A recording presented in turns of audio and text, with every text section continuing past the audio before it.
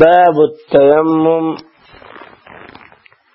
التيمم احکام او مسائل مناسبت د دې باب د مخکې باب سره دا دی مخکې د طهارت الصغرا او کبرا او دس او غسل احکام بیان شو اوس د دې دواړو نائب او قائم مقام بیانېږي چې تیمم دی کله چې د اودس یا غسل د پاره وبنه ملاويږي یا ملاويږي خو په استعمالولو باندې انسان قادر نه وي خو یا قادر وي خو د بیماری د وجې نه نشي استعمالولی نو په دې ټولو صورتونو کې به تیمم وهي او منځ وغیره به کوي د نائب او قائم مقام مرتبه چونکې د اصل نه رسته وي دې وجې نه تیمم وروسته ذکر کو تیمم په لغت کې قصد وایي او په شریعت کې القصد الى الصعيد لمسح الوجه واليدين بنية استحبابة الصلاة ونحوها د مانځه وغیره جایز کېدو په نیت د مخ او لاسونو مسح کولو لپاره پاکې ځمکې طرف ته قصد او اراده کول یا مسح الوجه واليدين من الصعيد الطيب بدلا عن طهارة الماء عند تعذر استعماله اوبو باندې د پاکي حاصلولو په ځای د پاکیزه ځمکې نه مخ او لاسونه مسح کول هر کله چې د اوبو استعمالول ګران شي د تیمم مشروعیت په کتاب سنت او اجماع ټولو سره ثابت دی الله رب العالمين فرمای اعوذ بالله من الشيطان الرجيم وإن كنتم مرضى أو على سفر أو جاء أحد منكم من الغائط أو لامستم النساء فلم تجدوا ماء فتيمموا صعيدا طيبا فامسحوا بوجوهكم وأيديكم منه الله فرمای چې تاسو بیماریانی یا په سفر باندې یا په تاسو کې څوک د قضای حاجت ته راسي او یا تاسو د خود سره کورواله کړی وي او ابو مندنه کوي نو تاسو د پاکه ځمکې قصد کوي او د هغې نه صبرخه په خپل مخونو لاسونو راکاږي د عقل او قیاس تقاضا هم دادا چې خاور د انسان لپاره پاکي ځکه خاور او بدواړه ملګری دي خاور نه د انسان پیدایش شروع شوی دی او بو باندې د ژوند روان دی او اصل دادا چې په همدې سره ګندګي او بیودسي هم لري کېدلی شي خو چې کله اوبه نه وي بیا د دې په ملګري یعنې خاورې سره پاکي حاصلولی شي د تیمم حکم په شپږم کال د هجرت باندې د بنو المستلق په غزا کې هغه وخت راغی کله چې د عایشې رضی الله تعالی عنها امیل رک شو صحابه کرامو د هغې د تلاش دپاره ګرځېدله دې کې د مازه وخت شو او اوبه نه وې صحابه کرامو بغیر د اوداسه نه لمونځونه وکړل کله چې راغلل رسول الله صلی الله علیه وسلم ته دې شکایت وکړو چې اوبه خو نه وي موږ داسې اوداسونه وکړه دې کې د تیمم آیات نازل شو بخاری او مسلم کې دا روایت دی د تیمم مشروعیت د دې امت خصوصیت دی دې دپاره چې په هر وخت کې الله سبحانه وتعالی ته تقرب حاصل کی او خپل رب ته نزدېکت حاصل کی دا خبره هم یاد ساتئ چې تیمم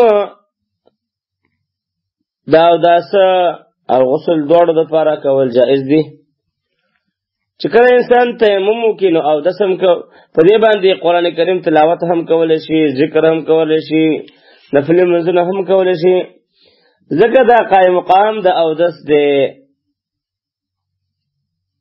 دا چې د هغې قائم مقام شنو د اودس حکم واخیسته دا خبره غلطه ده کوم خلک چې ویره تیمم د چې وکړو بس بیا به صرف هغه منځ کې او نور تلاوت ملاوت باندې کولی نشي. نه، دا خبره غلطه ده.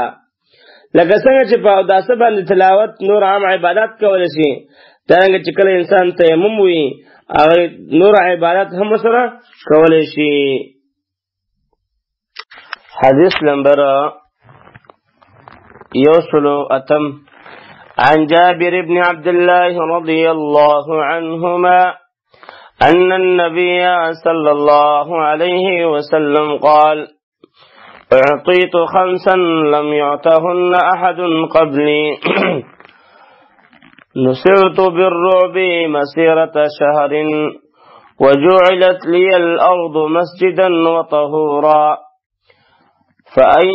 فأيما رجل أدركته الصلاة فليصلي. وذكر الحديث رواه البخاري في التيمم ومسلم في المساجد ومواضع الصلاة. وفي حديث حذيفة عند مسلم وجعلت تربتها لنا طهورا إذا لم نجد الماء. وعن علي عند أحمد وجعل التراب لي طهورا رواه أحمد.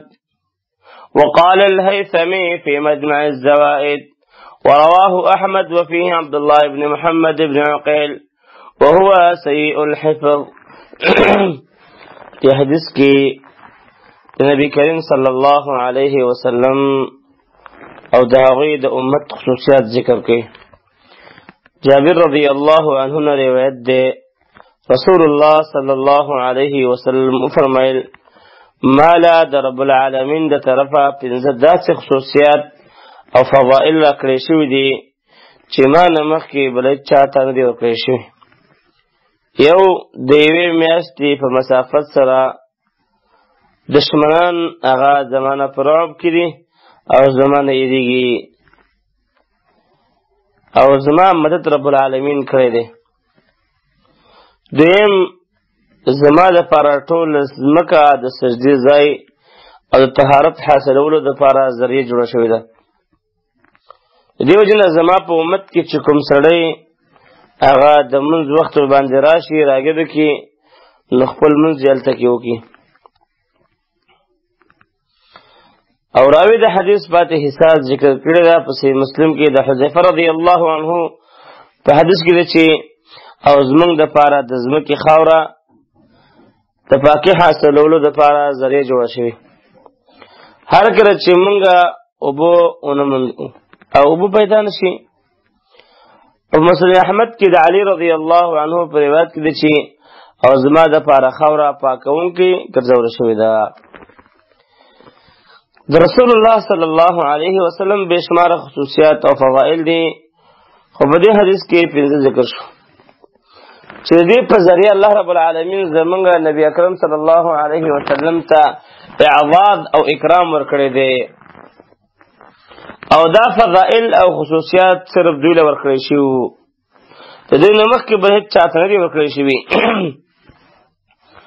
د یوې میاشتې په فاصله باندې رسول الله صلی الله علیه وسلم نه دشمن یریږي، یعنې که د رسول الله صلی الله علیه وسلم او د هغوی د دشمن ترمنځ د یوې میاشتې مزل هم وي نو بیا هم د هغه نه رسول الله صلی الله علیه وسلم دشمنان په رعب او خوف کې وي. د طبراني په روایت کې 2 میاشتې هم راغلي دي. صائب ابن یزید رحمه الله د هغې تفسیر کړی دی چې یوه میاشت مخې طرف ته یوه میاشت شا طرف نه مطلب دشمن دومره یېرېږي. او د یوې میاشتې تذکره یې ځکه کړې ده چې د نبي کریم صلی الله علیه وسلم او د دشمن ترمنځ د یوې میاشتې نه زیات فاصله نه وه. دویم د پخوانیو امتونو لمونځ په هر ځای کې نه کېده، بلکې هغوی لمونځونه به ګرځو او دارنګې کنیسو پورې خاص و. خاص ځایونه به د هغې دپاره و لکه د دې ذکر په بعضو روایاتو کې شوی دی وکان من قبل يصلون في كنائسهم وبيعهم وفي رواية ولم يكن نبي من الأنبياء يصلي حتى يبلغ محرابه. ومحمد نقل کړی دی امام بهقي. زمونږ دی امت له الله رب العالمین دا خصوصیت او فضیلت ورکړه چې دوی منځونه د جماعتونو بغیر په دشته صحرا او کور هر ځای کېږي. په صحرا کې جماعت کې کېږي یا په کور کې نفل منځ کې کېږي یا مسافر وي د مسجد نه بهر منځ کوي، دا ټول جایز دي. البته بغیر د عذر نه په مسجد کې جماعت ته نه حاضرېدل، په کور کې یا پله پټې باندې منځ کول دا جایز نه دي. دې سره انسان ګناهګارېږي. اگر که د انسان فرض ادا شي لیکن په دې باندې ګناهګارېږي. دارنګې د امت دپاره خاوره پاکونکې ګرځوله شوې ده. هر کله چې اوبه نه وي نو په کار ده چې بس هغه تیمم وکړي. نور خصوصیات دا دی چې غنیمتونه حلال دي. مخکینو انبیاء کرامو کې بعضو ته خو د سره جهاد حکم نه و شوی، د هغوی غنیمتونه هم نه و، او بعضو ته چې د جهاد حکم شو هغوی ته به دا خبره کېدله چې د خپل معنی غنیمت هغه د بر اسمان نه به اور راشي هغه به وسوځي او به راتله هغه به سوځول ختمول به. د دې امت دا خصوصیت دی چې غنیمتونه خوړل دوی لپاره جایز کړی شوي دي. څلورم شفاعت کبرا رسول الله صلی الله علیه وسلم ته ورکړل شوی دی. هیڅ یو نبی به د میدان حشر په سخت حالاتو کې شفاعت نشي کولی. ټول خلق به انبیاء کرام باندې شفاعت دپاره وګرځېږي، هر یو به عذر پیش کړي. آخري به نبی صلی الله علیه وسلم ته راشي او دوی نه به د شفاعت مطالبه وکړي. دوی به الله رب العالمین نه اجازت وغواړي، شفاعت به شروع شي. مخکینی پیغمبران علیه السلام به خپل خاص قومونو ته راتلل او نبی علیه السلام ټول دنیا انسانانو دپاره راغلی دی، پیریانو ته دارنګې انسانانو ته وبعثت الی الناس کافه. نور احادیثو کې د رسول الله صلی الله علیه وسلم نور بېشماره خصوصیات ذکر شوي دي. په مختلفو موقعو باندې رسول الله صلی الله علیه وسلم مختلف خصوصیات هغه بیان شوي دي. لہذا په یو حدیث کې 15 او بلکې او بلکې د دې نه زیات د استعارض نشته. یا خدای چې اول ورته 15 او بیا ورته 2 وحي شوي ده، لہذا حدیثونو کې تعارض نشته. حدیث کې یو څو فواید معلومیږي. اول، زمونږ نبی صلی الله علیه وسلم پر ټول انبیاء کرامو باندې فضیلت او غوروالی لري او ډیر زیات خصوصیت ورکړی شوی دی چې علماو په هغې باندې مستقل کتابونه لیکي، لکه الخصائص الكبرى د امام سیوطي رحمه الله، یا غایة الصول فی خصائص الرسول صلی الله علیه وسلم دا ابن ملقین رحمه الله، او داسې نور. دا پورتنی حدیث کې صرف 15 ذکر شوي دي. بله مسله دا معلومیږي چې د ځمکې هره برخه د لمونځ کولو قابله ده، سوا د هغه برخو نه چې د هغې نه په حدیثونو کې منع راغلې ده لکه مقبره. د دې بیان به انشاءالله په خپل ځای کې راشي. درېیمه مسله دا ده، فایده، کله چې اوبه نه وي نو انسان دپاره تیمم هغه جایز دی، خو شرط دا ده چې اوبه نه وي، خو لیکن اوبه شته دی، انسان د هغې په استعمال قادر نه دی، نو دا هم د هغه انسان حکم کې دی چې اوبه نه مومي. څلورمه فایده دا ده، پیغمبر فرمایي چې ځمکه زما دپاره د سجدې ځای ګرځولی شوی دی. معلومه شوه چې تیمم د ځمکې په هر مخ باندې جایز دی. برابره خبره ده که خاوره وي، که شګه وي، که کاڼي وي. او په حدیث کې وي وجعلت تربتها لنا طهورا، یا وجعلت تراب لي طهورا. التسویه د خاورې تذکره راغلی ده، نو دا د عام ځمکې یو خاص فرض ذکر شوی دی. د دې دا نه معلومېږي چې ګنې صرف په خاوره تیمم کېږي، په شګه او کاڼو باندې وغیرو باندې نه کېږي، نه ټول باندې کېږي.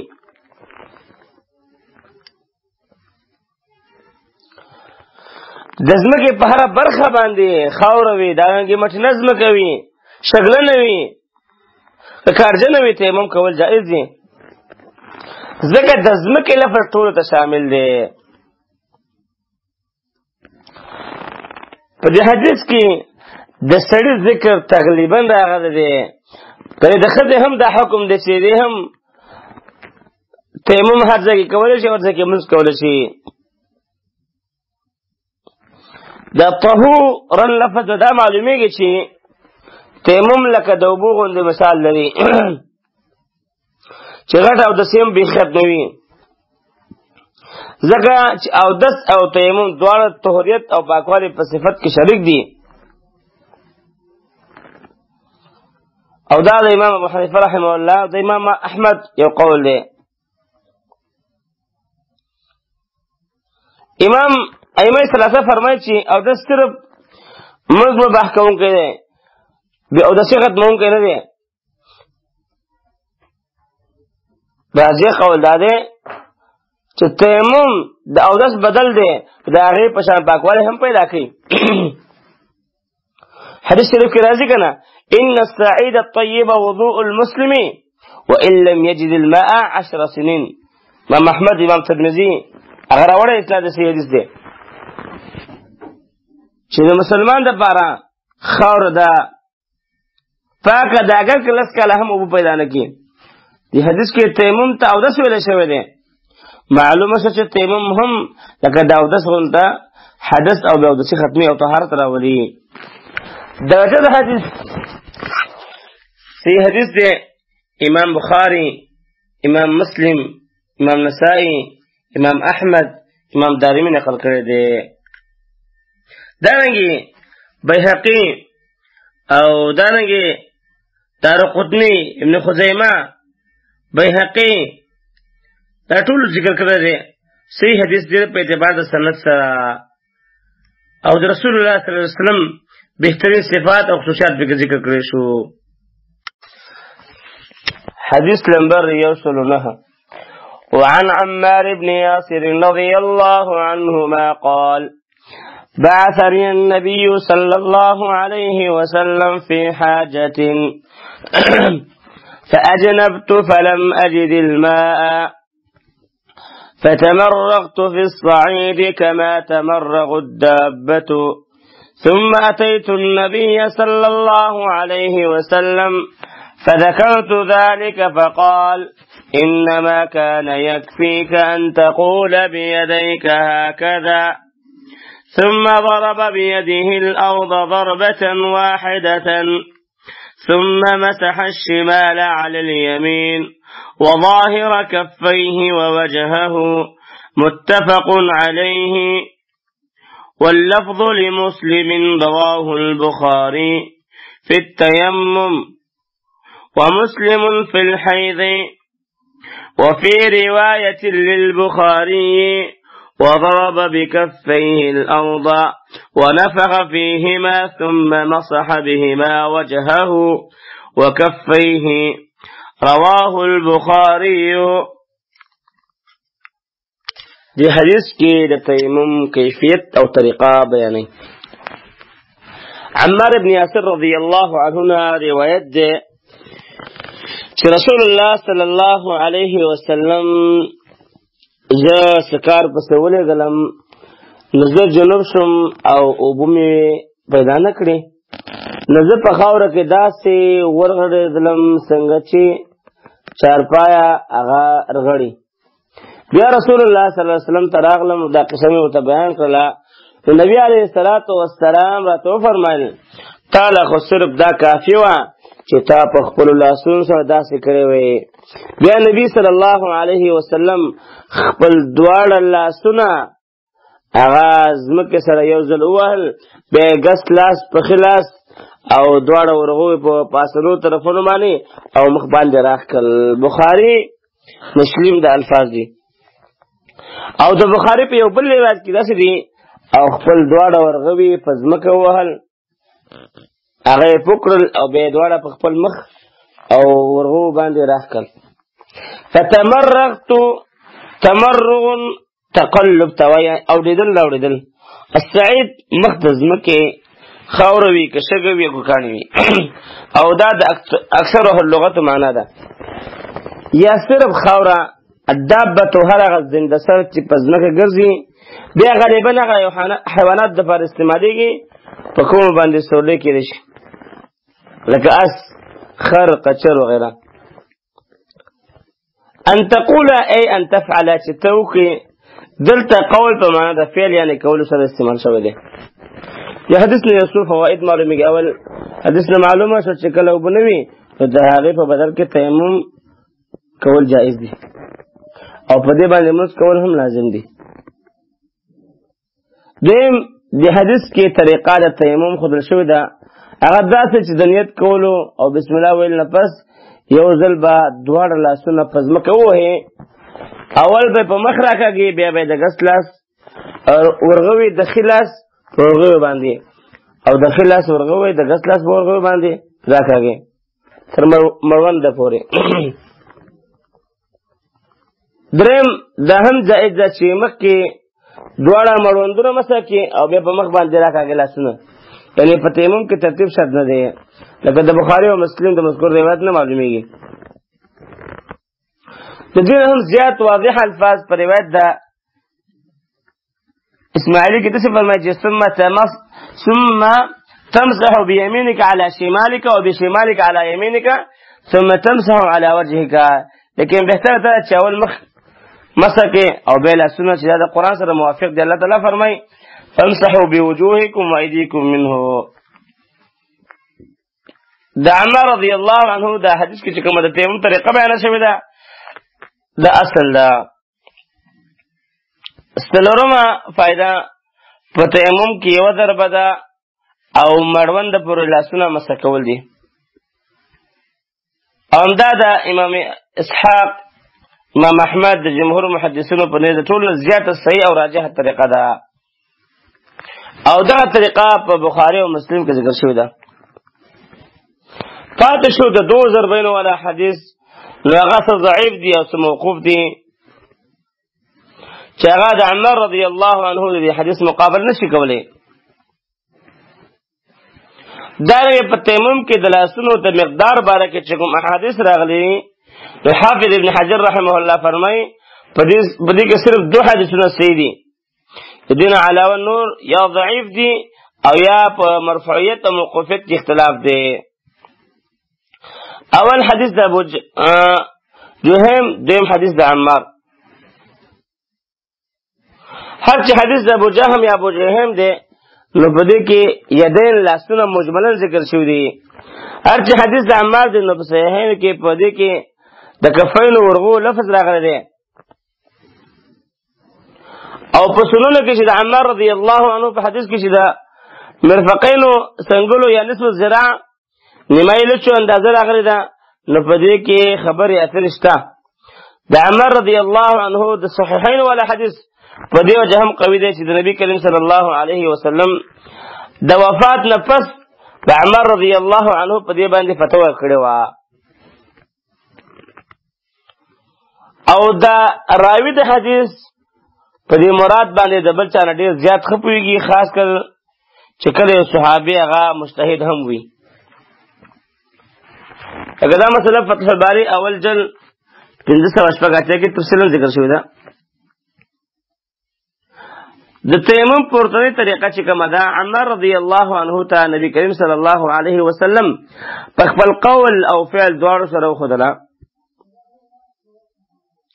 په خاوره کې د عمار ابن یاسر رضی الله عنه د غړېدو وجه دا وه چې ده دا قیاس وکړو لکه څنګه چې په غسل کې ټول بدن توبه رسول ضرور دي نو دغه شان په تیمم کې هم ټول بدن هغه په خاوره کې کږول پکار دي ولې ځکه چې اودس د تیمم بدل دی تیمم چې دی هغه د اودس بدل کې دی او قایم مقام دی او دا عقل تقاضا هم دا ده او دا قیاس ځکه وکړو چې د تیمم آیات اورېدلی وو خو د تیمم طریقه لا ورته معلومه نه وه بیا چې کله ورته رسول الله صلی الله علیه وسلم د تیمم مذکور طریقه وښودله نو هغه ته خپله اجتهادي خطای معلومه شوه چې ما دا کوم اجتهاد دا کوم قیاس کړو دا غلط او د دې نه پس هغه په صحیح طریقه باندې روان شو. نبی کریم صلی الله علیه وسلم عمار ته د عادي حکم نکو چې خپل موږ واپس راوګرځو. دینه معلومه شوه چې څوک د ناپوهۍ د وجې نه په غیر مشروع طریقه باندې صحیح عبادت وکړي نو د باندې به قضا نه وي. البته په راتلونکي وخت کې به ورته صحیح طریقې تعلیم ورکېدلی شي. په شریعت کې دې لپاره ډېر ګڼ مثالونه شته. اتمه مسله دا معلومیږي اجتهاد کول جایز دي تر دې چې د نبی کریم صلی الله علیه وسلم په زمانه کې په صحابه کرامو کې هم اجتهاد موجود و. نهمه مسله دا معلومیږي مجتهد که هر څومره لوی شخص وي بیا هم د دنه اجتهادي غلطي کېدی شي او په دې خطای کې هغه معذور دی بلکې معذور هم دی او اجور هم دی. الله ول اجر وکي. کله چې د صحیح سنت معلوم شي نو بیا اجتهاد پریدي او حدیث باندې عمل شروع کی. او دا قانون دی چې کله ته صحیح حدیث ورشي به خپل اجتهاد پریدي په رسول الله صلی الله علیه وسلم حدیث باندې عمل کې.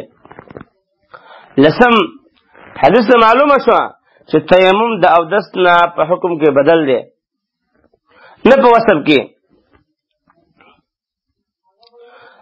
ځکه چې غسل کې ټول بدن ته او په اوداسه کې د اندامونو ټول اجزا او توبه رسول ضروری دي لیکن په تیمم کې نه د سر مسح شته نه پکې د خپو مسح شته او نه پکې د مخ او لاسونو په مسح کې استيعاب ټول اندامونه راګرول دي. لہذا تیمم په اوداسه قیاس کول او دا ویل چې تیمم د اوداسه نائب دی او په اوداسه کې خلاصونه څنګه پورې مسح کیږي نو ته په تیمم کې هم څنګه پورې مسح کول پکار دی. دا خبره صحیح نه ده. دا قیاس درست نه دی ځکه الله رب العالمین په اوداسه کې د لاسونو سره مرفقین ذکر کړی دي او د تیمم سره ذکر کړی بلکې صرف ایدیکم لفظ راغلی دی او د ایدی بیان صحیح حدیث کې په کفین ورغو سره راغلی دی. لہذا په آیات کې په همدغه ورغوي مراد وي چې کوم ذکر شوی دي مرفقین مراد نه دي. څنګه چې په السارق والسارقه فقطعوا ايديهما کې ایدی مجمل دی او دی بیان په سنت کې په ورغو سره راغلی دی نو په آیات کې به د ایدی نه همدا ورغوي مراد وي نه لاسونه تر څنګلو پورې. لکه دا خبره چې امام ترمذي د ابن عباس رضی الله عنهما نقل کړې ده. بل دا چې کله یاد چې کله مطلق ذکر شي نو مراد نه تر مروند پورې لاس وي. یو رسمه مسله عملی او تطبیقی تعلیم ډیر مؤثر وي د قولی تعلیم نه. دا وجه ده چې رسول الله صلی الله علیه وسلم ته عملی تعلیم ورکو. عمار رضی الله تعالی عنہ ته عملی تعلیم ورکړو چې د سیوکا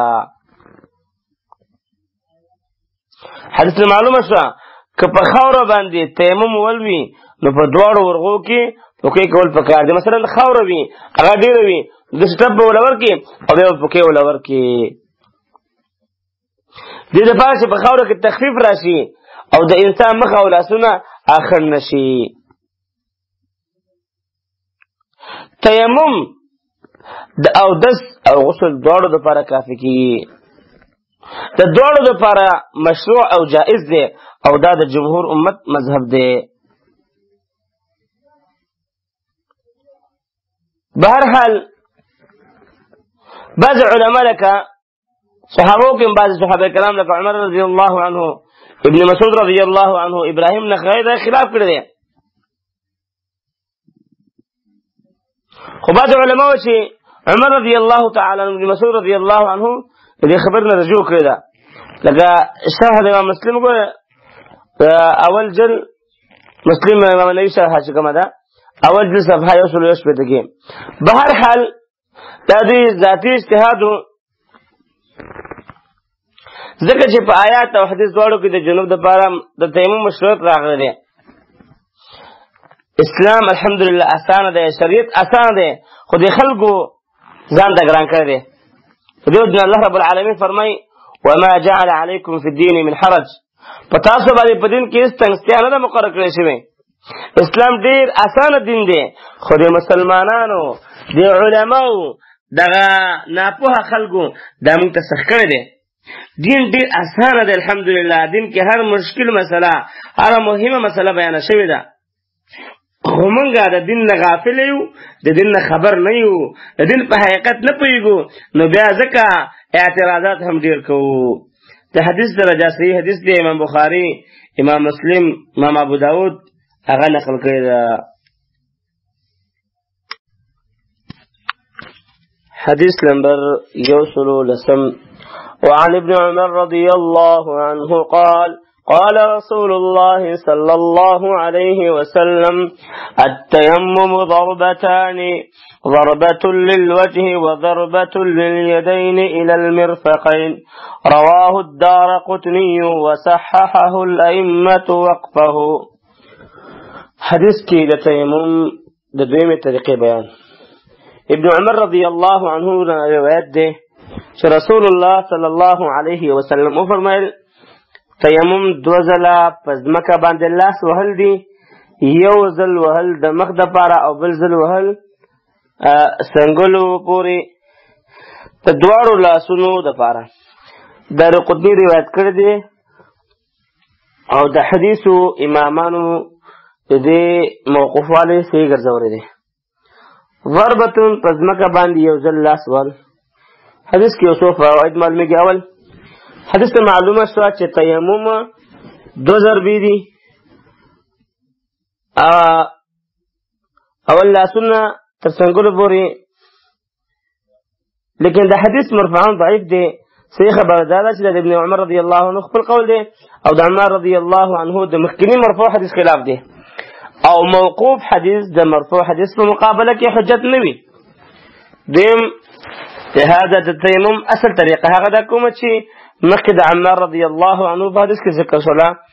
دریم د نبی کریم صلی الله علیه وسلم نه په صحیح حدیث کې دا نه دی ثابت چې هغوی په تیمم کې دو ضربې والی وي او یا یې تر څنګلو پورې لاسونه مسح کړي وي. د امام احمد رحمه الله، امام بخاری رحمه الله، حافظ ابن حجر رحمه الله، شیخ الاسلام ابن تیمیه رحمه الله، علامه ابن قیم رحمه الله، علامه شوکانی، شیخ مبارک فوری، شیخ مراد وغیرہ، شیخ البانی رحمه الله، نور محققین علماء دا قول دی او دا راجح قول دی. حدیث دا عمار بن یاسر کې کومه خبره ذکر شوې وه په تفسیر د فتح الباری اول جل 500 نیل الاوتار اول جل 200 سلولة زاد المعاد اول جل 192 تحفة الاحوزی اول جل 115 ذکر شوی دی. دا شان په کومو روایتونو کې چې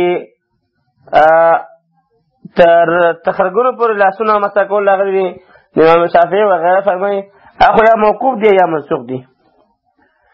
دارنګې دو ضربې او لاسونه تر منډو پورې مسح کول د دې حدیث د بعضو علماو په نس حسن درجې ته رسېږي. ابن ماجه وغیره کې وایي نو په دې باندې عمل کول صرف جائز قدر دی.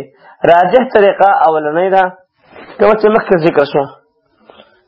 خلاصه دا چې د تیمم باب کې د عمار رضی الله عنه د صحیحین حدیث اصل دی، په دې باندې د عمل نه کولو هیڅ عذر نشته، لأن العمل لا يكون الا بما صح عن النبي صلی الله علیه وسلم. عمل نه وي مګر په هغه څه چې د نبي صلی الله علیه وسلم نه ثابت وي.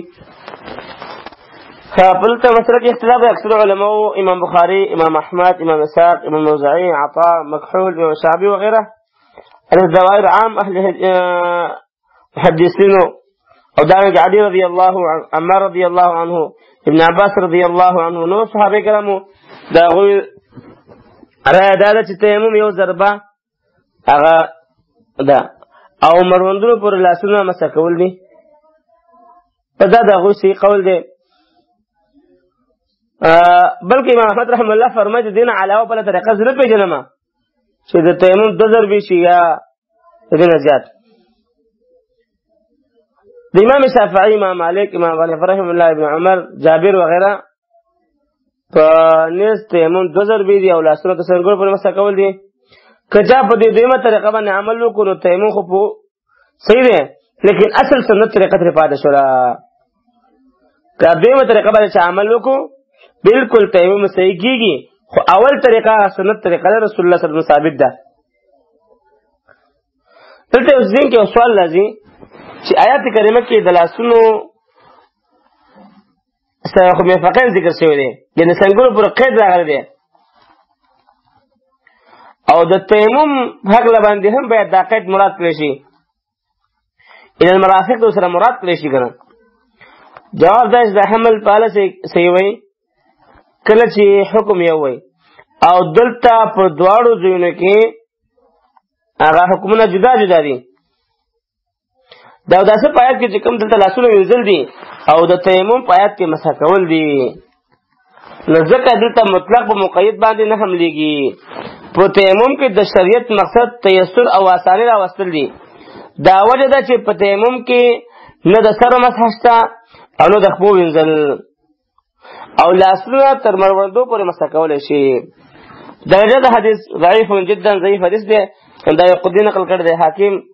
دارنګه د حدیث مرفوعاً ضعیف دی، په دې کې علي ابن ظبیان دی، د اکثرو ائمو په نيز دا سخت ضعیف دی. یحیی بن معین ورته خبیث ویلی دی، دروغجن دی، امام بخاری ورته منکر الحدیث وایي، امام نسائی ورته متروک الحدیث ویلی دی.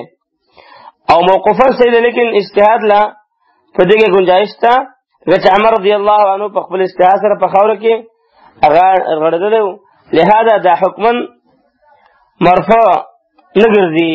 او د عمر رضی الله عنه د صریح مرفوع حدیث مقابل نشي کولی. او عمر رضی الله عنه چې کوم یو سل نهم نمبر حدیث دی صریح دی په دې مسله کې د تیمم مبارک. الله رب العالمین دې موږ تاسو ته صحیح دین را نصیب کړي، رب العالمین دې موږ تاسو د حدیث په مقصد باندې صحیح پوهی کړي، او رب العالمین دې موږ تاسو ته هغه دین هغه نصیب کړي چې کوم باندې رسول الله صلی الله علیه وسلم امر کړی دی، او د الله پیغمبر خپل ژوندۍ تیر کړی ده، او صحابه په هغه باندې عمل کړی دی. منګه د رب العالمین په طرف نه په دې مکلف یو چې دا پیغمبر خبره ومنو او دا پیغمبر نه کومه طریقه نقل ده هغه طریقه باندې عمل وکړو. دی عالم راي پس تلل دی، او مذهب لاره پس تلل دی، او چا لاره پس تلل دی، باندې مکلف نه یو. منګه په دې مکلف چې موږ د رسول الله صلی الله علیه وسلم نه صحیح حدیث راورسیږي، بس هغه به موږ منو. هغه که زموږ د عقل خلاف یو خلاف نه وي، بس د قرآن او سنت چې کوم مسله یې هغه موږ منو، په هغې باندې موږ عمل کوو.